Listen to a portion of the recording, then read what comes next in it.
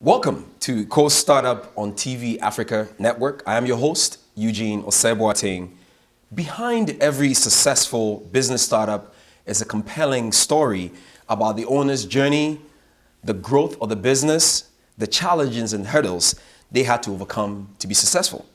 The purpose of this show is to promote homegrown businesses in the Columbus area by inspiring, motivating, and educating our audience. Today, we're lucky to have with us Mr. Gregory Williams, Deputy Director of the Equal Opportunity Division of the Ohio Department of Administrative Services. It is the mission of his division to support Ohioans by ensuring equal opportunity to and fair treatment in government contracting and state employment. Welcome to the program, Mr. Williams. Thank you so much for having me. We're glad to have you here. Mr. Williams, can you explain to us what your role is with the state of Ohio? So as Deputy Director of the Equal Opportunity Division, you mentioned our goal or our mission, and we seek to achieve that mission in three areas. The first is the area of affirmative action and equal employment opportunity. That unit in our division essentially hears discrimination complaints by state employees, any kind of discrimination complaint, race discrimination, age discrimination, sexual harassment. We attempt to moderate, to mediate, and to resolve those complaints for state employees to ensure that they are being treated fairly in their employment opportunities with the state. The second area where we seek to achieve that mission is in the area of construction compliance. And in that unit, we seek to ensure that construction agencies and companies that enter into contracts with the state are in compliance with federal, state, and local affirmative action programs, and that their hiring practices are actually fair and are allowing all Ohioans, irrespective of their situation in life, their race, their age, have an opportunity to participate in those employment opportunities. Last but certainly not least, we have our set-aside business unit. There are two set-aside programs. The first is the Minority Business Enterprise Program. Okay. That is a race-based set-aside program, again, seeking to ensure that people who are African American, Native American, Hispanic, or Asian have fair access to an opportunity to bid on government contracting. And then we also have another program. It's called the Encouraging Diversity, Growth, and Equity Program, or EDGE. That is a broader program. It includes women, people who have disabilities, and people who are generally socially and economically disadvantaged, again, with the aim to ensuring they have an opportunity to participate in government contracting opportunities. Awesome. You definitely wear many hats, yeah. Mr. Williams. In particular reference to the EDGE program, what are the benefits of that program? The benefits of the program, again, the state has been spending increasing amounts of money over the last several years with socially and economically disadvantaged businesses. And the point of the program is to ensure that small disadvantaged business owners have the same kind of opportunity to compete and participate in government contracting opportunities that large established businesses will. And so what it does is it creates a set aside or a safe space opportunity for these small business owners to actually get in on this increased spending that the state is actually doing, so that they have an opportunity to grow their business, thereby positively impacting their family and their community, and giving that community an opportunity to participate and grow economically. That is definitely a worthwhile objective of the program, and I appreciate that a lot. Now, in terms of who gets to really benefit from it, who is eligible to apply or participate in the program? Sure. Now, again, there are two programs. So with regard to the EDGE program, correct. There are a couple of criteria that a business owner needs to meet. Upon entry into the program, the net worth of the business owner can't exceed $250,000. Okay. In addition to that, the owner needs to demonstrate that they are somehow socially disadvantaged, and they can do that a number of ways. Again, as I mentioned, they can demonstrate that they are a member of a historically discriminated against or disadvantaged racial groups. So Black Americans, Native Americans, Asians, and Hispanics. The program also includes a gender component. So women have an opportunity, women-owned businesses have an opportunity to participate in the EDGE program. And then in addition to that, anybody who can demonstrate they are part of a qualified census tract, or they are somehow otherwise isolated from mainstream economic society. These are the kinds of businesses the state of Ohio is interested in supporting and ensuring they have an opportunity to participate in government contracting opportunities. That is amazing. Really, I'm absolutely impressed and blown away by what the program seeks to accomplish. In terms of the application process, is it a long process? How do people go about, businesses out there listening to us, business owners out there that this has piqued their interest? How do they go about becoming a part of the program? Well, it's a very simple process, actually. So what they can do is they can go online to edge.ohio.gov, so edge.ohio.gov, and from that website they'll have access to an application that they can complete online. It's a very simple, straightforward application. Again, it's paperless, everything is done online, and if in the event anybody does have any questions about that application, they can always reach our office and we'll be more than happy to walk them through any problem spots that they might have in the application. Once they complete that application, we might request some additional paperwork to verify that they are in fact the owner of the business and that they meet the other criteria. But other than that, I mean, it really is a simple, straightforward process, and there are many resources both in my office and in another agency, the Development Services Agency. We are ready and willing to help these small business owners get certified and begin bidding on the myriad contract opportunities that the state has. Now, in particular reference to minority-owned businesses, I'm pretty certain the state has been out there fully fledged helping minority-owned businesses for quite some time now. How much money does the state spend with the minority-owned businesses? So over the last several years, the state has spent increasing and record-setting amounts of money with the minority business community. In 2014, fiscal year 2014, and so that would have covered July 1st, 2013 through June 30th of 2014, the state spent $165 million with minority-owned businesses. And this fiscal year, we are on pace to beat that number, again, setting another record. And so the state takes these programs very seriously. We are doing everything that we can to ensure that minority-owned businesses have an opportunity to participate to the same degree that large established businesses are participating in government contracting opportunities. And it is not a negligible amount of money. There is a lot of money behind this program, and we expect to see that amount increase. Now, with the increase, where do we see it going up to? As high as it can. So the Minority Business Enterprise Program, there's a law that says state agencies need to set aside 15% of their budget for this particular program. Now that 15% is a floor, and it is not a ceiling. And so while that $165 million amount may have approached that 15% floor, again, because there is no ceiling, and we want to ensure that our economy is as diverse and as inclusive as possible, the state is prepared to continue to spend the amount of money to ensure that these minority-owned businesses that want to participate, that are qualified, and are able to meet state agencies' purchasing needs, that they have an opportunity to participate. And as long as the product is good, as long as the owners and the businesses themselves are qualified, I see no cap on the amount of money that the state would spend in these programs.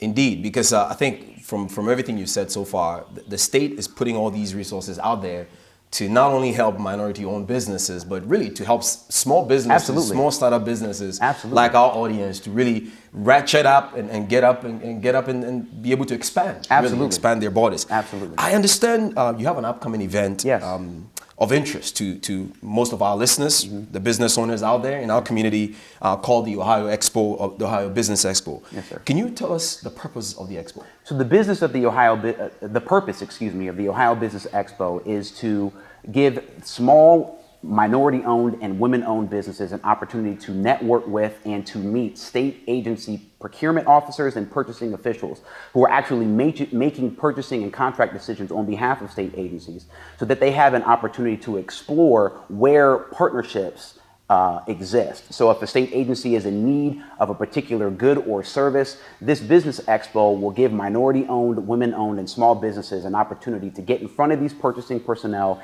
and basically persuade them of the quality of their wares, right? So that you have a need in this particular area, you purchase this particular service, we sell and provide that good or service, and so maybe there's an opportunity for us to get in on that $165 million amount the state spent last year. Awesome. And so essentially that is the so to speak, the matchmaking part of the program, or part of the expo, where these businesses, small businesses, get the chance, like you mentioned, to meet with specific people of interest to them. Absolutely. And really go through the process of understanding what it takes Sure. to qualify for that contract. And so who would be some of the individuals that will be attending? So actually, we expect all of our state agencies to have a representative at this event. Okay. And then in addition to all of our state agencies, boards, and commissions, we also expect many of our state universities and colleges who also make millions of dollars worth, if not billions of dollars worth of purchasing decisions. Some of those representatives will also be here at this business expo. And so not only will they have an opportunity to network and meet with these folks generally in the larger sort of expo environment, you mentioned the matchmaking opportunity, which is a really unique kind of situation, because as opposed to being in a large sort of hall where you're moving from one booth to another, the matchmaking portion of this expo event actually gives these business owners an opportunity to sit down one-on-one with procurement officers and purchasing personnel for 15 minutes and discuss in a more intimate setting, exactly where these opportunities to partner and purchase exist. So if I'm understanding you correctly, it really just sets the platform for a more direct interaction between the business owners and the designated people that they get to speak with. With those that are going to be attending, what should be their expectation?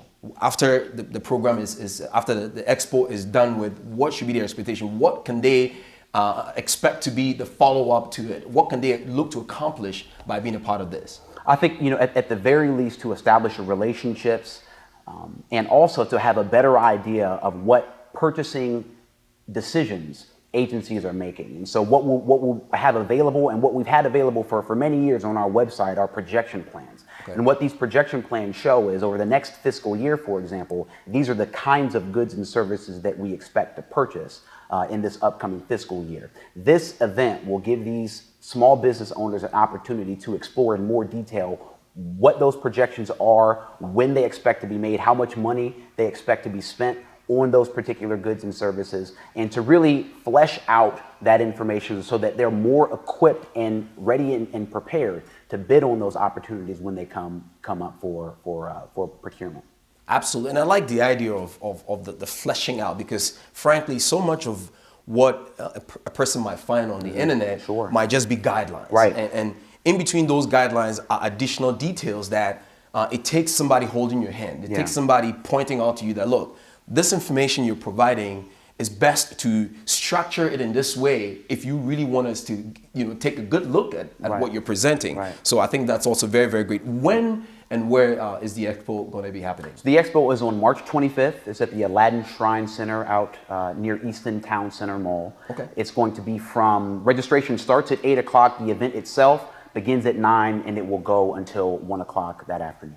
Awesome. And what is the agenda? What will be the agenda for So basically the agenda, so like I said, registration is from 8 to 9. So folks who haven't yet had an opportunity to register online, they can come in and register right there at the event. The event starts at 9 o'clock, where we'll do introductions and sort of like an opening ceremony where you'll have an opportunity to hear from the director of my agency, Director Robert Blair. You'll also hear from Governor Kasich, who has prepared a statement for us, and so that will be exciting. Again, demonstrating just how seriously the Kasich administration and the state of Ohio take these programs. After that, there will be a question and answer session from 9:30 to 10, and then at 10 o'clock, that's when the expo really begins. Booths will be open, and these businesses will have an opportunity to walk around and actually have contact, conversations, and networking opportunities with state procurement officials. And then also at 10 o'clock, that's when the matchmaking session starts. So these 15-minute one-on-one sessions for which you've had to have been pre-registered, they are going to take place so that these businesses have an opportunity to explore in more detail where the opportunities are. And then finally, in addition to all that, there will be various workshops explaining how to utilize projection plans, explaining how to go through the procurement process, either online or in person. Again, all in an attempt to, as you said, flesh out in more detail what the opportunities are so that these small businesses know exactly how to take advantage of it and they're better positioned to, in fact, take possession of them. Amazing information we're sharing with you today. In fact, if you haven't done so already, find out how to register and be a part of this. Next week, Wednesday, it's literally right around the corner. And you wouldn't want to miss this opportunity to interact as well as be a part of such a wonderful expo that is going to be happening. As a business owner, as a startup business owner that is looking to attend this program, are there specific questions that I will have to pose to the individuals that I get to sit with in order to elicit the right responses, in order to get the right information to prepare myself for putting forward a bid, as an example? You know, I don't think there's any sort of magic question or magic word that needs to be uttered in order to unlock the box of procurement opportunities. Again, the state of Ohio, and that's all agencies in the state of Ohio, are taking this program seriously. And so the same as a small business owner is interested in understanding and finding out what opportunities there are for them, state agencies are interested in exploring and uncovering opportunities there might be with those businesses. And so this isn't a situation where you know, we will only give you information if you say, you know, open sesame or something like that, right? But rather, this really is a mutually beneficial situation where both parties are looking to see if there's an opportunity to do business together. And, you know, with that spirit of really trying to get to the bottom of it, you know, both sides, we expect, will be interested in establishing a partnership where there is one, or creating one, perhaps, if there's the potential for one to exist. And so, you know, this isn't anything where people are playing games or we're trying to, you know, this just is that this is just for show, right. But rather we really hope that something substantive and meaningful comes from this so that we have an opportunity, again, to diversify Ohio's economy and ensure that these minority-owned, women-owned, and small businesses have the same opportunity to participate than any other business would. That is incredible. So the state of Ohio is looking to do business with you. How else do you want to hear it?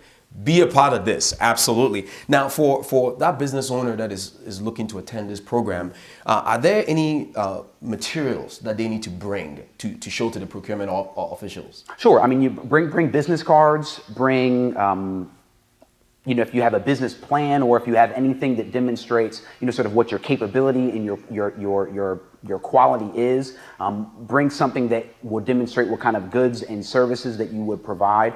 Anything that you would bring to any other kind of networking event, we would recommend that they bring that. But there isn't any one single thing that someone needs to bring in order to gain access or in order to have a conversation. But generally be prepared to discuss what your business is, what your business does, and to provide these agency purchasing officers contact information, again, because we expect relationships to be formed at this expo. Absolutely. So whether it's at the expo or even afterwards, when your department has all the necessary information, then it makes it easy for that partnership to continue. Absolutely. It makes it easy for any future opportunities that come along. They can literally just essentially look at the information you already have and connect it to the right people. Absolutely. Now, I understand also that there will be representatives from large businesses to discuss how they could partner with the small business. What is that all about? So this year we're doing something really very interesting, and we're having 7 or 8 large private businesses that do large contracts with the state come in and explore if there are any opportunities